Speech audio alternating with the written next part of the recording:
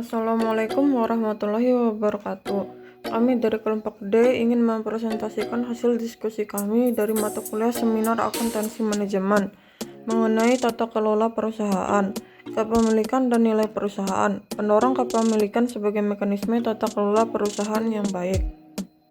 Sebelum melanjutkan ke pembahasan, saya akan memperkenalkan anggota kelompok kami. Yang pertama ada Rina Apriliana, yang kedua Yusvita Aprilian, yang ketiga Siti Nur Syahraini, yang keempat Sopian Hadi, dan yang terakhir Suhandre Ardiansah.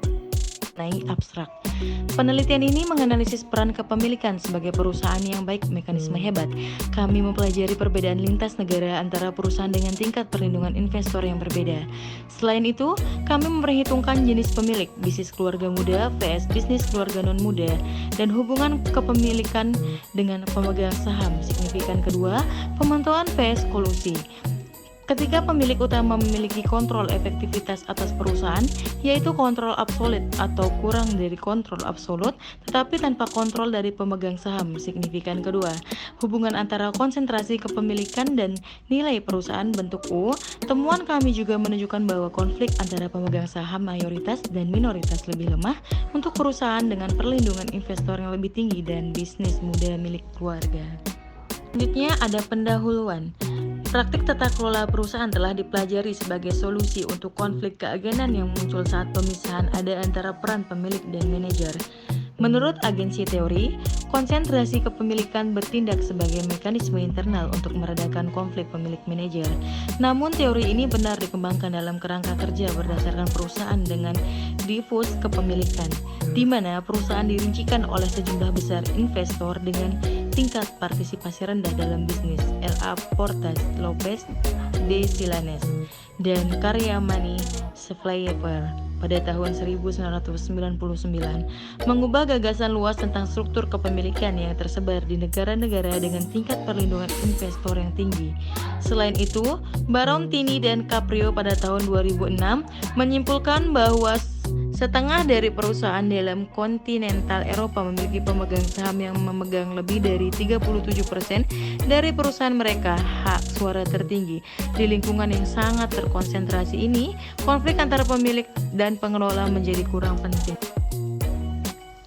Namun, konflik muncul antara kelompok besar dan minoritas pemegang saham, Reinders dan Gary Ming pada tahun 2012 dalam jenis ini lingkungan studi tentang pengaruh terhadap nilai perusahaan pemegang saham terbesar dan hubungannya dengan pemegang saham lain, konflik pokok, memiliki kepentingan yang lebih besar. Vicky Bird dan Wang pada tahun 2012, Pindado, Requijo, dan Telatori pada tahun 2012. Untuk itulah, studi tentang kepemilikan sebagai perusahaan mekanisme tata kelola harus dianalisis dengan mempertimbangkan karakteristik jenis lingkungan ini. Karya terbaru menunjukkan bahwa mayoritas perusahaan dikendalikan oleh keluarga di Eropa Barat, Faccio dan Lang pada tahun 2002, Eropa kontinental, Barotoni dan Caprio pada tahun 2006, dan di seluruh dunia, Mock, Volwezon dan Yeng pada tahun 2005.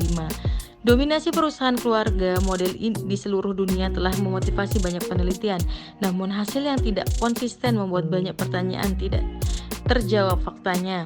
Liz Person dan Litchfield pada tahun 2012 melakukan survei dan menemukan bahwa 48% sarjana bisnis keluarga memiliki tidak ada terbatas pemahaman tentang topik kepemilikan dan tata kelola. Jadi, kami tambahkan ke aliran penelitian ini untuk membantu mengklarifikasi efek kepemilikan atas nilai perusahaan.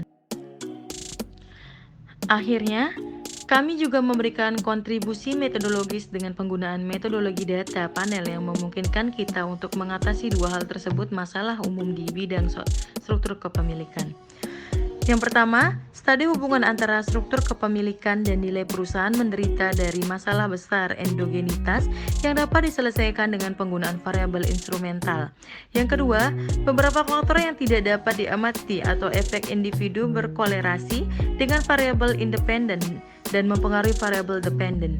Misalnya budaya yang mempengaruhi nilai perusahaan dapat mempengaruhi beberapa keputusan perusahaan tersebut seperti tingkat hutang dan kepemilikan, lamanya tinggal keluarga anggota di perusahaan, dan karakteristik perusahaan lainnya. Kita gunakan metode umum sistem Momen yang memungkinkan kita untuk mengurangi kedua masalah ini dan menemukan masalah yang konsisten tidak dapat dijangkau oleh metodologi lain seperti biasa paling kecil kotak. Pembahasan tata kelola perusahaan, nilai perusahaan, dan kepemilikan. Perusahaan besar saat ini ditandai dengan pemisahan kepemilikan dan manajemen.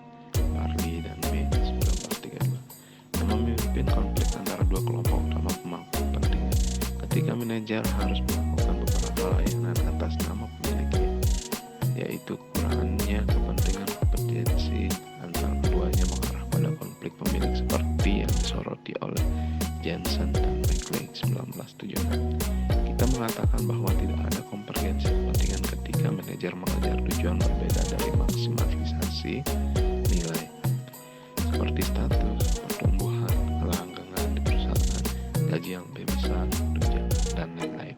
Pemegang saham harus mengontrol jenis perilaku ini merugikan kekayaan pemegang saham. Dan karena itu, untuk kekayaan perusahaan, seperti dalam karya Slavier and Visney 1997, kami menyajikan tata kelola perusahaan dari agen langsung perspektif. Dalam tulisan Money ini, konsentrasi kepemilikan adalah disajikan sebagai salah satu kemungkinan mekanisme internal perusahaan pemerintahan untuk menyelesaikan konflik keagenan antara pemilik dan manajer, karena itu memecahkan masalah standar bebas. Livier and Business 1986. Karena investor besar lebih mampu mengontrol tindakan manajer daripada pemilik kecil memulihkan uang mereka. Livier and Business 1997. Namun, konsentrasi kepemilikan bisa menyebabkan masalah keagenan antara pemegang saham dominan dan minoritas, seperti yang disoroti oleh Slavier and Business 1986. Ketika besar pemegang saham mencapai kendali penuh perusahaan dan mengejar keuntungan pribadi yang tidak dimiliki oleh investor kecil. Pengaruh positif konsentrasi kepemilikan terhadap nilai perusahaan dikaitkan dengan peran pemantauan dan yang dimainkan oleh investor besar. Kontras dengan pengaruh negatif akibat perampasan pemegang saham minoritas oleh pemegang saham dan saham besar di bisnis. Kami fokus pada kepemilikan sebagai mekanisme internal tata kelola perusahaan dan menganalisis bagaimana hal itu mempengaruhi masalah antara pemegang saham mayoritas dan minoritas, yang merupakan yang terbanyak hubungan keagenan penting dalam kasus di mana kepemilikan berada sangat terkonsentrasi.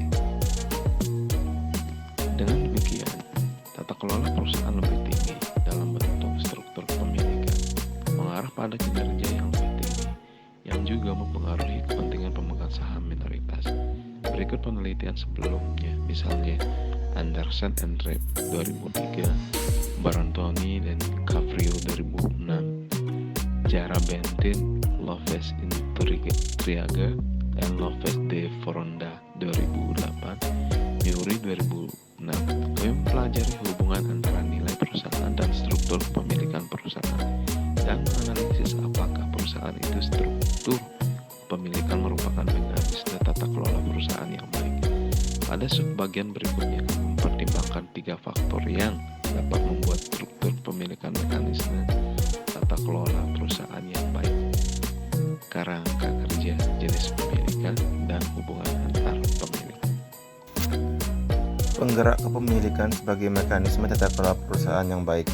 Kerangka, terdapat perbedaan yang signifikan antara struktur kepemilikan perusahaan Eropa, di mana kepemilikan sangat terkonsentrasi, dan perusahaan Amerika Serikat, di mana kepemilikan tersebar. Kebanyakan studi sebelumnya yang menganalisis kepemilikan sebagai mekanisme untuk menyelesaikan masalah keagenan didasarkan pada sampel AS. Dalam kerangka ini, di mana kepemilikan berada lebih merata, kepemilikan dan nilai perusahaan biasanya ditautkan oleh bentuk U, terbalik tradisional. Di lingkungan ini, konsentrasi kepemilikan mengurangi konflik pemilik manajer, karena itu memecahkan masalah pengendara bebas. Dalam kerangka Eropa ditandai dengan tingkat tinggi konsentrasi di mana pemilik utama memiliki kendali yang efektif perusahaan karena dia memiliki kendali mutlak atau tidak dikendalikan oleh pemegang saham signifikan kedua. Kami mengharapkan dan pengaruh negatif dari pemegang saham utama terhadap nilai perusahaan yang lebih rendah tingkat kepemilikan dan efek positif untuk tingkat yang lebih tinggi kepemilikan. Oleh karena itu, kami mengajukan hipotesis berikut. Hipotesis 1A. Hubungan antara konsentrasi kepemilikan di tangan pemegang saham utama dan nilai perusahaan negatif untuk tingkat konsentrasi kepemilikan yang lebih rendah dan positif untuk tingkat konsentrasi yang lebih tinggi di antara perusahaan-perusahaan Eropa. Hipotesis 1B. Pengaruh negatif dan konsentrasi kepemilikan di tangan pemegang saham utama pada nilai perusahaan lebih lemah negara dengan tingkat perlindungan investor yang lebih tinggi. Hipotesis kedua. Hubungan negatif antara kepemilikan konsentrasi di tangan pemegang saham utama dan perusahaan nilai tidak berlaku jika perusahaan adalah YFB. Hipotesis 3. Ketika pemegang saham signifikan kedua memiliki pengaruh pada keputusan pemilik utama, hubungan antara konsentrasi kepemilikan di tangan pemegang saham utama dan nilai perusahaan positif untuk tingkat kepemilikan yang lebih rendah karena efek dan negatif untuk tingkat kepemilikan yang lebih tinggi karena kolusi. Kesimpulan artikel ini mempelajari pengaruh pemegang saham terbesar pada perusahaan nilai dan efek negatifnya pada berbagai tingkat investor perlindungan dan dua variabel yang memoderasi hubungan ini. Jelas pemilik dan tingkat kontrol dan hubungan pemilik dengan pemegang saham lainnya. Secara khusus, kami mempertimbangkan harus spesifik dari YFB. Kami menggunakan sampel 1064 perusahaan yang terdaftar, 8.467 observasi yang terdiri dari 16 negara Eropa selama periode tersebut dari 2000 hingga 2009. Kami mempelajari masalah agensi antara pemegang saham minoritas dan mayoritas dan jelaskan apa yang membuat ini masalah lebih besar atau lebih lemah. Saat ini mempelajari pengaruh kepemilikan pada kinerja. Kami juga mempertimbangkan efek moderasi dan YFB dan hubungannya dengan model pemilikan lainnya. Akhirnya penelitian ini memberikan beberapa implikasi untuk penelitian dan praktek pertama. Kami mengusulkan skenario yang sebaiknya peneliti lakukan pertimbangan ketika mempelajari peran kepemilikan pada nilai perusahaan sebagai mekanisme tata kelola perusahaan yang baik, konsentrasi kepemilikan sebagai solusi parsial untuk konflik pemilik-pemilik tidak bisa dipelajari tanpa memperhitungkan faktor-faktor penting. Lampiran Paper Annotation. Titel: Tata kelola perusahaan, kepemilikan dan nilai perusahaan. Pendorong kepemilikan sebagai mekanisme tata kelola perusahaan yang baik. Autor: M. Belen Lozano, Beatriz Martinez, Julio Pindadoa. Jurnal: Family Business Center, IME, University of Salamanca, Kampus Miguel de Unamuno, Salamanca, Spain. Volume 1313, years 2015, page 11. What is the paper about? Tata kelola perusahaan, kepemilikan dan nilai perusahaan. Pendorong kepemilikan sebagai mekanisme tata kelola perusahaan yang baik. What is the aim of the study?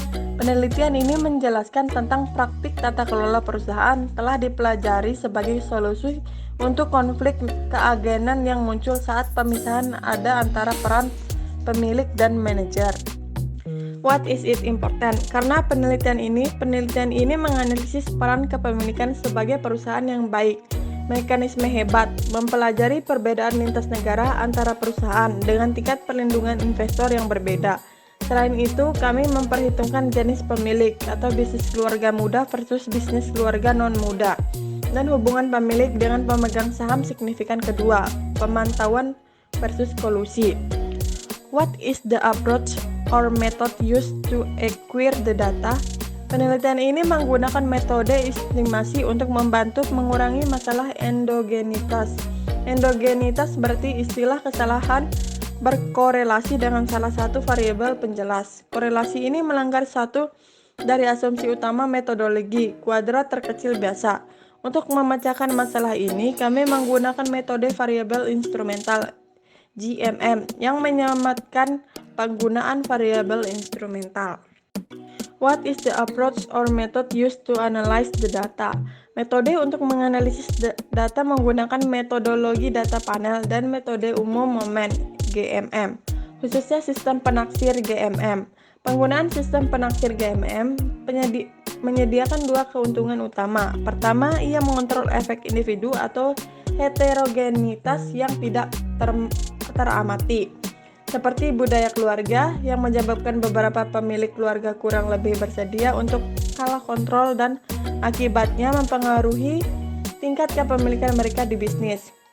Kami mengontrol heterogenitas ini di perusahaan untuk menghindari bias hasil dengan memodelkannya sebagai efek individu. Dalam hal ini, istilah kesalahan dalam metode kami sebagai contoh dibagi menjadi 3 komponen: efek individu, waktu dumis, dan untuk mengontrol efek variabel makroekonomi pada nilai perusahaan dan acak gangguan. What are the key findings? Bahwa statistik ringkasan dan korelasi matriks variabel yang digunakan untuk menguji hipotesis. Rata-rata perusahaan di 16 negara Eropa yang termasuk dalam sampel kami memiliki konsentrasi kepemilikan 38%. Yang tinggi mengingat itu sampel termasuk perusahaan yang terdaftar.